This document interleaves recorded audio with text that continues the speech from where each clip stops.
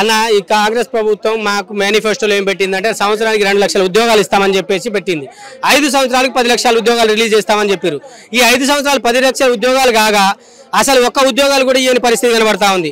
ఎందుకంటే గత ప్రభుత్వం మాకు ఉద్యోగాలు ఏం చెప్పేసి ఆ ప్రభుత్వాలు కూడా కొడితే ఈ ప్రభుత్వం వచ్చేసి దానికంటే దారుణంగా మాకు మోసం చేస్తా ఉన్నారు. ఒక్క నోటిఫికేషన్ ఇవ్వకుండా ఇవాళ దిల్షుక్ నగర్లో కానీ అశోక్ నగర్లో కానీ చిక్కడపల్లి లైబ్రరీలో కానీ సెంట్రల్ లైబ్రరీలో కానీ యావత్ తెలంగాణ రాష్ట్రంలో మొత్తం నిరుద్యోగులు మొత్తం హరికోసపడతా ఉన్న పరిస్థితి కనబడతా ఉంది.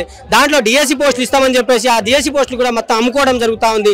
70% ప్రమోషన్ ఉన్న 30% డైరెక్ట్ రిక్రూట్మెంట్ ద్వారా భర్తీ చేసిన ఉద్యోగాలను కూడా ఇవాళ భర్తీ చేయని పరిస్థితి కనబడతా ఉంది. ఈ ఉద్యోగాలన్నీ కూడా ఉద్యోగాలు ఉన్న వాళ్ళకే అమ్ముకోవడం జరుగుతూ ఉంది. ఖాళీలైన ఉద్యోగాలను భర్తీ చేయండి అంటే ఆ ఉద్యోగాలు కూడా లేవని చెప్తా ఉన్నారు. మరి ఈ ఉద్యోగాలన్నీ ఎడిపోతా ఉన్నాయి అని చెప్పేసి రాష్ట్ర ప్రభుత్వాన్ని మేము అడుగుతాను. డిఎస్సిలో జీవో నెంబర్ 108 ద్వారా స్కూల్ అసిస్టెంట్ బీడీ అభ్యర్థులకు అన్యాయం జరుగుతూ ఉంది.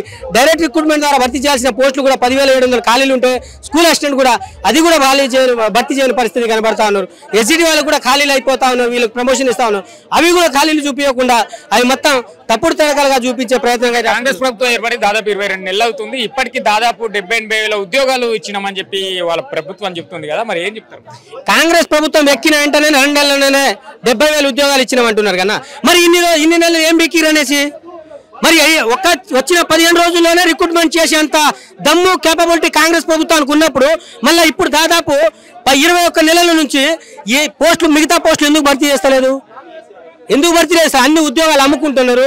గత ప్రభుత్వంలో మొత్తం కంప్లీట్ అయిపోయి జస్ట్ నియామక పత్రాలు ఇచ్చే వాటికే పత్రం వేయడానికి ఉన్న వాటిని పత్రాలు అందించారు తప్ప మేము ఇచ్చినామని చెప్పేదానికి లేదు.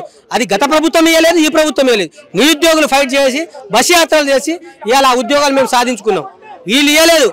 వచ్చి నెల రోజుల్లో 60,000 ఇచ్చినప్పుడు మరి ఇన్ని నెలలు ఎందుకు భర్తీ చేయలేదు? వీళ్ళు దాదాపు 21 నెలలు 22 నెలలు వచ్చి ప్రభుత్వం అయింది. 21 నెలలోనే 60,000 భర్తీ చేసినప్పుడు 21 నెలల్లో ఎందుకు భర్తీ చేయలేదని మేము రాష్ట్ర ప్రభుత్వాన్ని అడుగుతా ఉన్నాం. ఇప్పుడు మరో కొన్ని రోజుల్లో అక్కడ జూబ్లీహిల్స్ నియోజకవర్గంలో బై ఎలక్షన్ రాబోతుంది.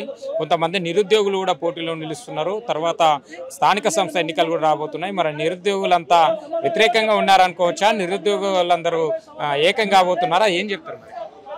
జూబ్లీహిల్స్ లో మేము 30 అంశాలతో 30 డిమాండ్లతో 30 మంది నామినేషన్ వేస్తే ఈ రాష్ట్ర ప్రభుత్వం ఇంటెలిజెన్స్ ద్వారా ఎవరెవరు వేస్తున్నారని తీసుకొని వాళ్ళకి ఏదో విధంగా ఉండే వాళ్ళని బరిలో దిగకుండా అందరినీ చిన్న రీజన్ చూపించి అన్ని వాళ్ళు రిజెక్ట్ చేయడం జరిగింది. దానిలో భాగంగా మా మిత్రులు ఇంకో 3-4 బరిలో ఉన్నారు. వాళ్ళను కూడా మేము గెలిపించే విధంగా మేము ముందుకు పోతాము. కాంగ్రెస్ని ఎట్టి పరిస్థితిలో గద్దె దింపడంలో జూబ్లీహిల్స్ మేము ముందుంటాం. ఈ నిరుద్యోగులం ఏంటి అసలు ముందు మీ కార్యాచరణ అయింది. ఇప్పుడు ఈ కార్యక్రమం వెనుక కూడా ఎవరో ఉండి నడిపిస్తున్నారనే విమర్శలు కూడా రాబోతున్నాయి కదా, మరి ఏం చెప్తారు అన్న? ఈ కార్యక్రమానికి ఎలా ఎవరు నిర్మిస్తున్నారు? అందుకనే మీకు దమ్ముంటే ఈ కాంగ్రెస్ ప్రభుత్వం కానీ మిగతా వాళ్ళు కానీ ఇప్పుడు చెప్తుంది కదా, మా నిరుద్యోగులకు అసెంబ్లీలో మాట్లాడే అవకాశం ఇవ్వండి అనే ఉద్దేశంతో ఇలా మేము బరిలో దిగుతా ఉన్నాం. అసెంబ్లీలో బరిలో మేమెందుకు దిగుతా ఉన్నాం? మరి ఎవరో నేర్పిస్తా? మేమే రాజకీయ నాయకులు వెనకాలపై ప్రచారం పోలే కదా, మేము ఎందుకు బరిలో దిగుతాం? మేము గెలిచి మేము అసెంబ్లీలో మాట్లాడాలనే కదా మేము బరిలో దిగేది. ఈ అంతా అబద్ధపు మాటలే అన్న. మరి కాంగ్రెస్ పార్టీ గతంలో బస్ యాత్ర చేపించినప్పుడు అప్పుడు ఏమనుకోవాలి? ఈ అంతా బూటక మాటలే తప్ప దేనికి పనికిరాని మాటలు ఇవి.